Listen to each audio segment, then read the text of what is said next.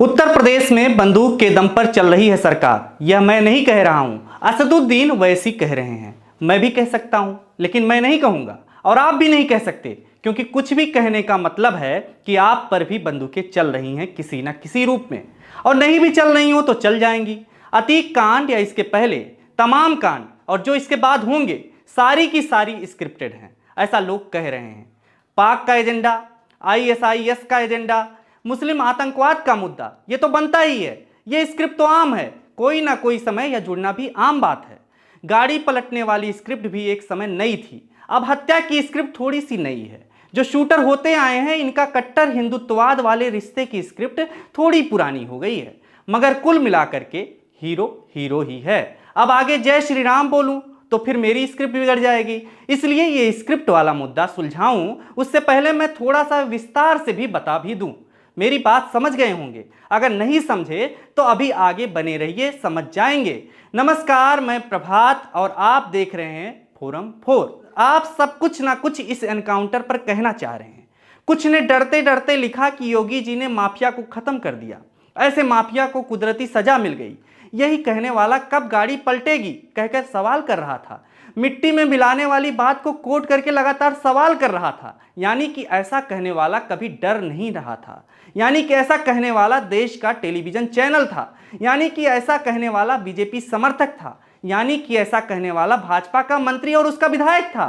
कुल मिलाकर के ऐसा वही कह रहा था जिसे पता था कि आदमी को मरना है ही और मरेगा, यानी कि कानून का राज नहीं चाहते ऐसे लोग, यानी कि यह सब कहने वाले लोकतंत्र में विश्वास नहीं करते। ये आम लोग भी नहीं हैं, ये गुंडा तंत्र कायम करने वाले लोग हैं, और अगर इनके कहे अनुसार कुछ हो रहा है तो इसका मतलब सीधे सीधे ये सब दोषी हैं। तो फिर आज हमारी जनता से सीधे सवाल नंबर 1, क्या असली अपराधी बंदूक वाला अतीक को जो मार रहा है वो है, या फिर इसके पीछे कोई और है जो मारने की नीयत से लगातार ट्रायल कर रहा था, जो बयान दे रहा था कि मिट्टी में मिला देंगे या गाड़ी कब पलटेगी पूछने वाले हैं। इसका जवाब सोचिएगा कि क्या यही असली गुनहगार हैं। और दूसरी तरफ एक ऐसी दुनिया और उसके लोग हैं जो इस अपराध पर कुछ लिख रहे हैं तो लिख करके डिलीट कर दे रहे हैं। सच कहने की बात छोड़िए, लोग कुछ कहने के बाद भी उस पर लिपापोती कर दे रहे हैं। कुछ लोग शून्य हो गए हैं, उनमें कुछ कहने की क्षमता ही नहीं बची है कुछ में, और कुछ आदि से हो गए हैं सुनते सुनते। हाँ, कुछ लोग हैं जो अंजाम ना देखते हुए लिख रहे हैं और बोल रहे हैं, लेकिन बोल भी रहे हैं तो डर कायम है और उसी पर बोलते हैं कि डर है। सच में लोग संवेदनहीन तो नहीं हो गए हैं, नहीं हुए तो हो सकता है लोग जब सच कहने लग जाएं तो इन्हें संवेदनशील समझ करके कोई ना कोई कैद कर ले, फिर डर तो है ही। खैर अब दूसरा सवाल सुनिए, आप बताइए कि जो भी लोग अतीक की मौत यानी कानून के राज में कस्टडी में मौत या फिर किसी एनकाउंटर में मारे जा रहे लोगों के मरने से पहले जो अपनी न्याय की गुहार लगा रहा था और न्यायपालिका की शरण में गया, उसकी गुहार को सुना नहीं गया, उसे उल्टा घुमा दिया गया। मेरा मतलब आप समझ गए होंगे, मैं देश की अदालत की ओर इशारा कर रहा हूं, सुप्रीम कोर्ट जैसी संस्थाओं की ओर इशारा कर रहा हूं, मानवाधिकार आयोग की ओर इशारा कर रहा हूं, जहां संज्ञान लेने का अधिकार होता है, लेकिन ऐसी संस्थाएं लगातार मौत के पहले भी और बाद में भी चुप्पी साधे रहती हैं।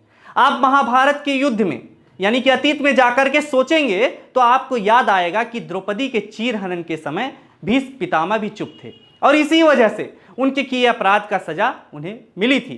दरबार में जितने भी लोग चुप थे, जो सरेआम सवाल उठाने पर कान में रुई डाले थे, अनसुना कर रहे थे या फिर किसी डर की वजह से नहीं बोल रहे थे, उनमें से कुछ ऐसे थे जो बोलना चाह रहे थे लेकिन एक शब्द कहकर के रुक जा रहे थे।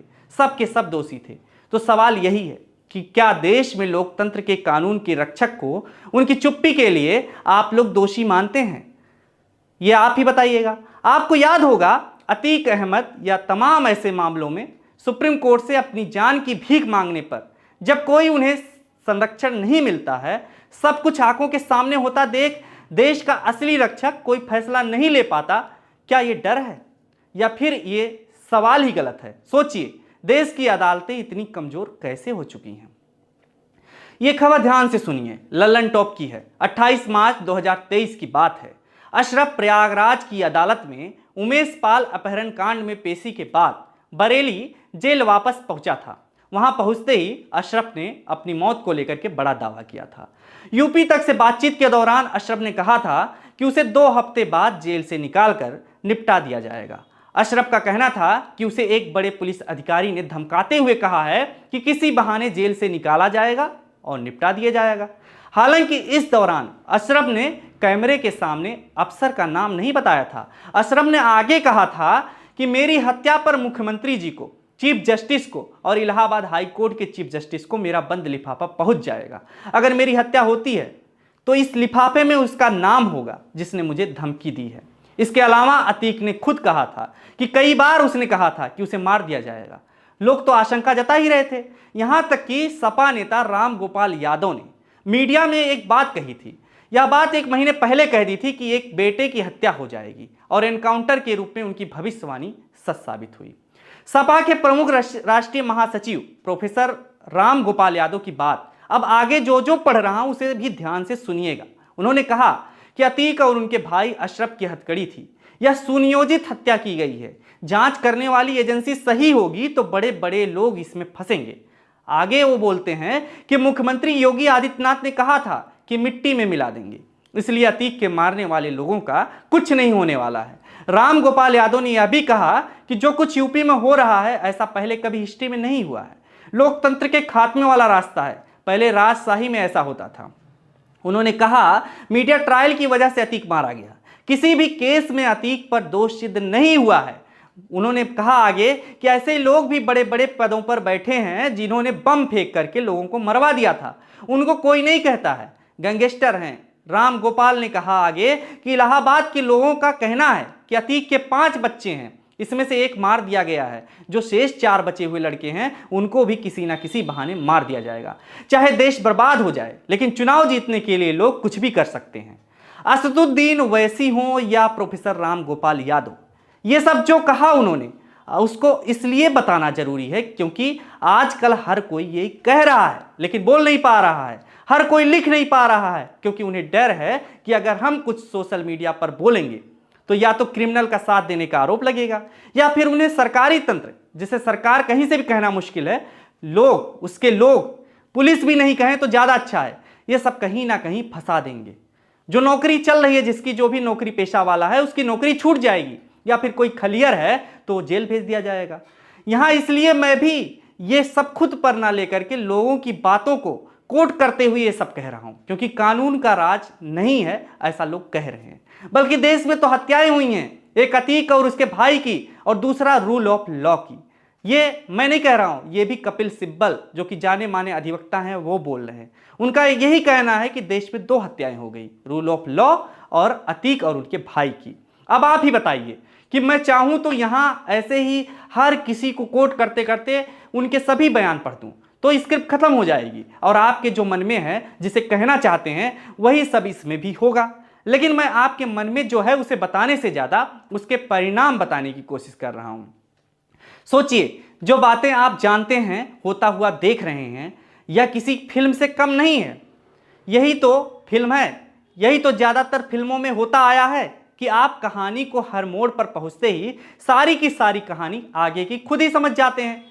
स्क्रिप्ट जो लिखी होती है उसे खुद ही समझ जाते हैं, यानी आप निर्देशक की मंशा को समझते हैं। ऐसे ही आपको नहीं लगता कि विकास दुबे एनकाउंटर या जो भी घटनाएं हाल फिलहाल में हो रही हैं, अतीक को ही ले लीजिए, सारी की सारी स्क्रिप्टेड है? यह आपसे सवाल है, मैं नहीं कह रहा हूं, और पहले से लिखी गई है। अगर ऐसा नहीं होता तो फिर आप पहले से इन कहानियों को कैसे जान लेते हैं? एक एक बात क्या उसमें होगा, आगे क्या कुछ होगा, कौन पात्र है, कैसे समझ जाते हैं? कहां तक बात पहुंचेगी, अंजाम कैसे समझ लेते हैं? सोशल मीडिया पर लिख देते हैं कि कैसे, ये सब कैसे लिख देते हैं, और विक्टिम को भी समझ आ जाता है कैसे। मीडिया में मुद्दों पर बात भी हो जाती है कैसे, लेकिन फिर भी वही होता है और कोई नहीं रोकता। ऐसा कैसे होता है? ये भी मेरा चौथा सवाल है आपसे, इसे भी सोचिएगा और बताइएगा। इन 4 सवालों को केवल सोचिएगा और जवाब मत दीजिएगा, क्योंकि फिल्में अभी लिखी जाएंगी और आप उसकी स्क्रिप्टिंग को परत दर परत खोलते जाएंगे जब तक आंच आप तक पहुंच ना जाए, ऐसा लोग कह रहे हैं। लेकिन सवाल तो है जनाब, किस चीज की आंच? अरे छोड़िए आंच और डर, चिल मारिए और कोई टेलीविजन चैनल देख लीजिए खोल करके और सुन लीजिए, अगर आप आगे कोई कहानी के पात्रों पर नज़र डालना चाहते हैं तो, और अगर आप आम लोग हैं तो फिर आप पहाड़ों पर घूमने ही निकल लीजिए, क्योंकि आप कुछ कहना और सुनना ही नहीं चाहते। जो हो रहा है उसे होनी मान करके बैठना ही पड़ेगा। नमस्कार। खबरों में बने रहने के लिए फोरम 4 को सब्सक्राइब करें और नोटिफिकेशन पाने के लिए बेल आइकन दबाएं।